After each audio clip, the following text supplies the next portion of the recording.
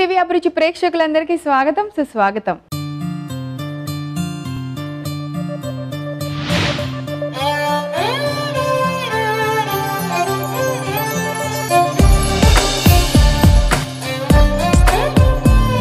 ₹2,00,000 పెట్టి వాచ్ కొనుక్కున్నా, 200 రూపాయలు పెట్టి వాచ్ కొనుక్కున్నా అది చూపించే టైం ఒక్కటే. మనం కార్లో వెళ్ళినా, బైక్లో వెళ్ళినా వెళ్ళాల్సిన గమ్యం ఒక్కటే. దేవుళ్ళందరూ అమృతం తాగినా, మనుషులందరూ అమ్మ చేతి వంట తిన్నా same to same feeling.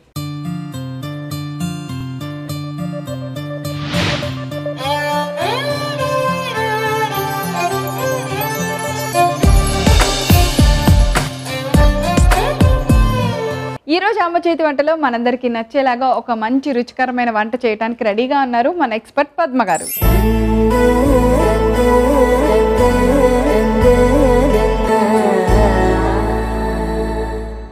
Hi Padma గారు. Hi Praveena. వెల్కమ్ టు అమ్మ చేతి వంట. Thank you. ఎలా ఉన్నారు? బాగున్నాను. ఏంటి సంగతులు? పిల్లల ఎగ్జామ్స్ అయిపోయినాయా? చిన్నోడు ఒక డిగ్రీ అనమాట, పెద్దోడు ఎంఎస్ అయిపోయింది, వాడు జాబ్ ట్రయల్ లో ఉన్నాడు.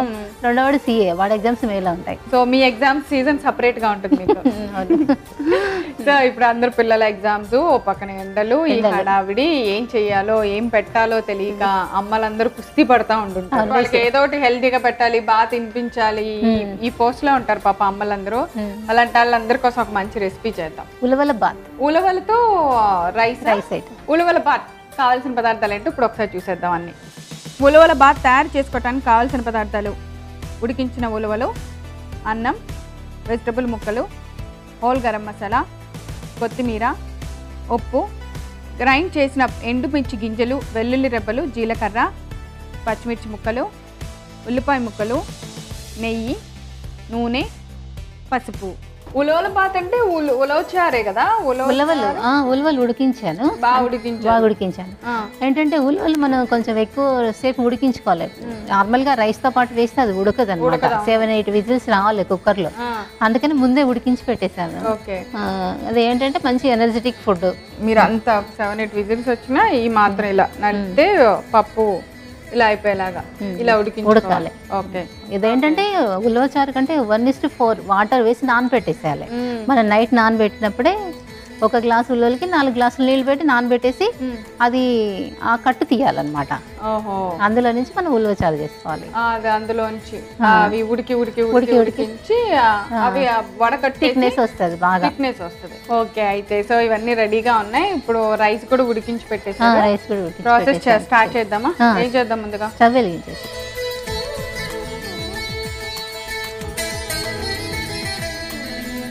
ఆయిల్ వేసి ఆయిల్,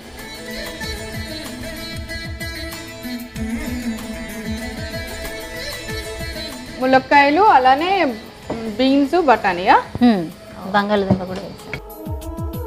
ఇది whole garam masala. Whole garam masala. So చెక్క, లవంగ, లైక్ మనం బిర్యానీలో వేసుకునే మరాఠీ మొగ్గ, ఇలాచి అన్ని. ఉల్లిపాయలు వేసేద్దాం ఇందులో.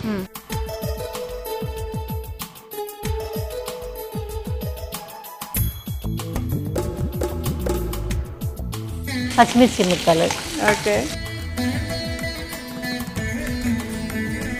ఓకే. ఉల్లిపాయ ముక్కలు, పచ్చిమిరపకాయ ముక్కలు, తర్వాత వేసేది బీన్స్, బఠానీ, ఆలు.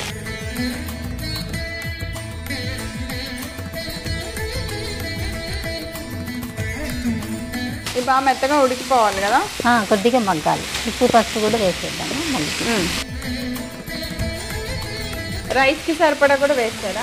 మొత్తం వేసేద్దాం. ఇప్పుడు పసుపు, ఉప్పు, పసుపు వేస్తాము.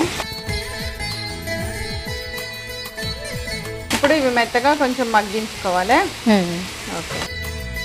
సో మూత పెట్టేసి మగ్గించుకోవాలి కదా? బంగాళదుంప ముక్కలు, ములక్కాయ ముక్కలు బాగా మెత్తగా మగ్గాలి. చూద్దాం పద్మ గారు. మగ్గిపోయినట్టేనా? మెయిన్ బంగాళదుంప ముక్కని ఇలా అంటే మెత్తగా అయిపోతే చాలు కదా? అవును. మనం ఉడికించిన ఉలవలు.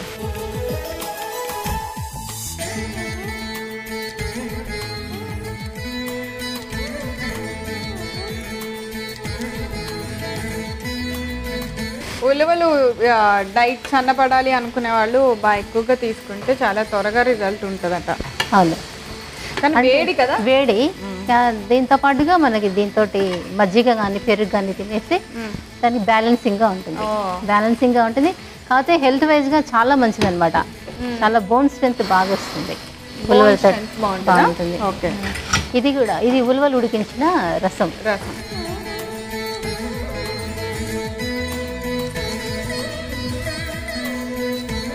రైస్ కూడా ఇట్లా అందులో వేసేసి చింతపండు రసం. ఓకే,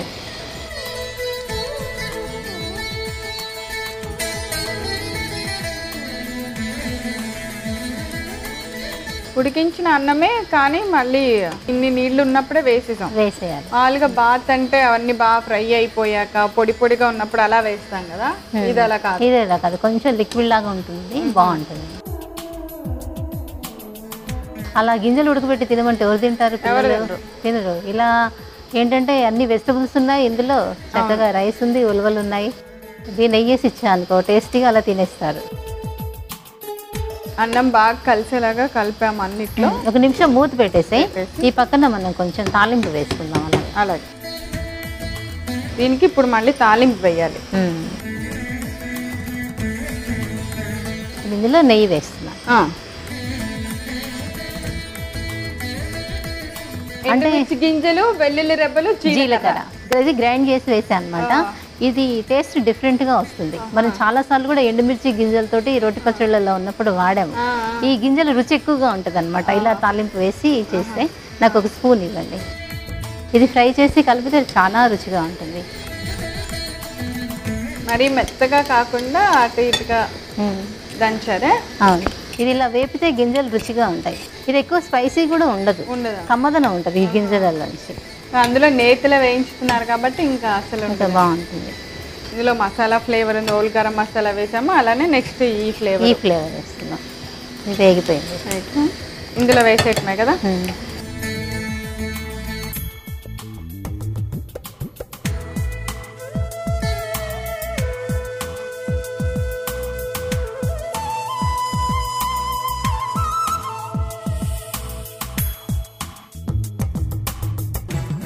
ఘాట్ ఫ్లేవర్ వస్తుంది.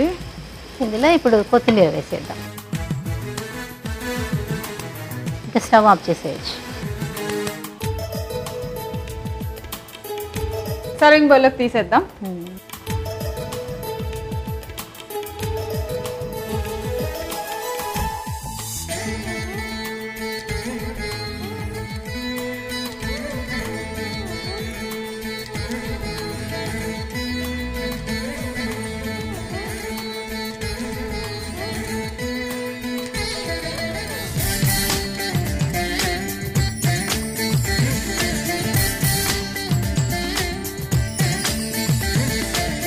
ఓకే ప్రవీణ, ఉలవల బాత్ రెడీ అయింది. టేస్ట్ చేయండి ఎలా ఉందో. అలాగే, బరువు ఉంది, చాలా వెయిట్ ఉంది.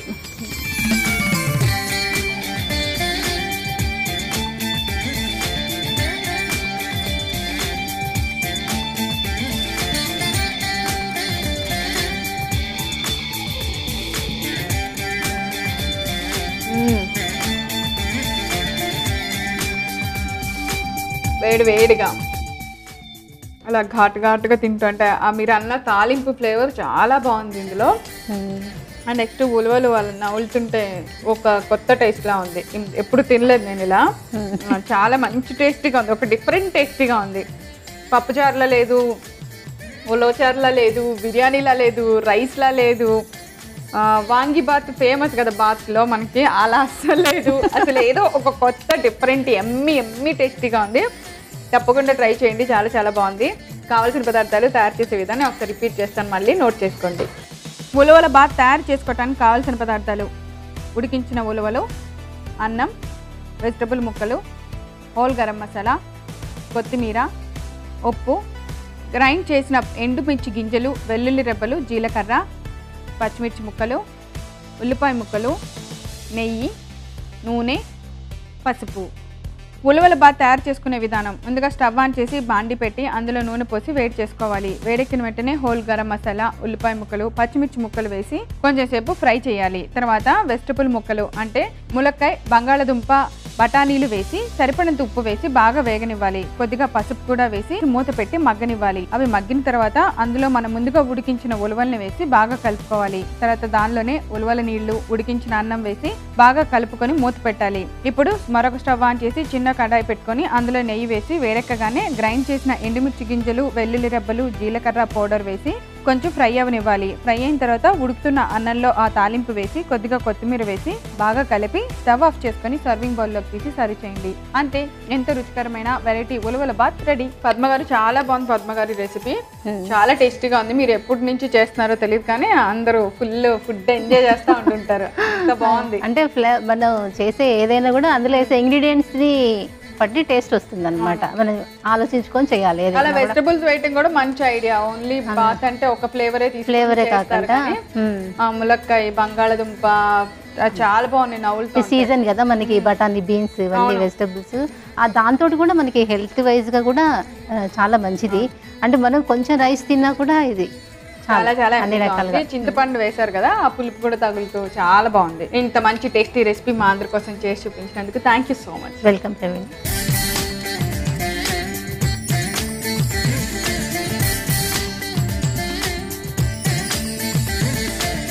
చూసారు కదా, ఈరోజు అమ్మ చేతి వంటలో మేము చాలా వెరైటీగా చేసిన ఉలవల బాత్ చాలా చాలా టేస్టీగా ఉంది. తప్పకుండా తయారు చేసుకొని టేస్ట్ చూసేయండి. రేపు మరో సరికొత్త వంటకంతో తిరిగి అమ్మ చేతి వంటలో కలుసుకుందాం. అంతవరకు సెలవు, నమస్కారం.